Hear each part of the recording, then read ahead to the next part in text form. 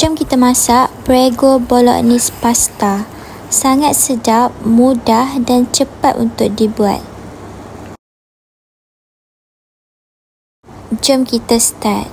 Mula-mula masukkan sedikit olive oil, kemudian 1 biji bawang Holland dan masukkan daging cincang ataupun daging burger. Kacau-kacau sehingga daging dan bawang masak.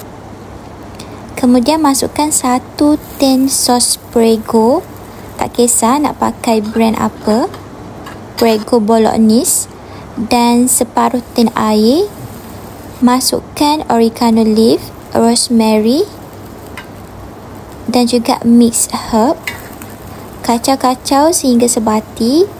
Masukkan sedikit ajisho black pepper, sedikit garam, sedikit cube pati ayam. Biarkan menggelegak seketika.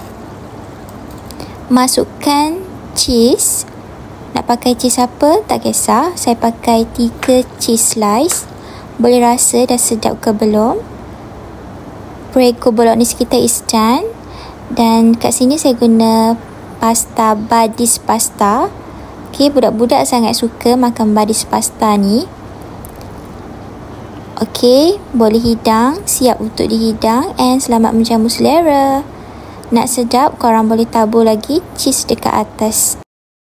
Korang patut try resipi ni, okay? Thanks for watching guys. Selamat menjamu selera. Jangan lupa untuk like, share and subscribe to my YouTube channel. Bye. Jumpa lagi. Assalamualaikum.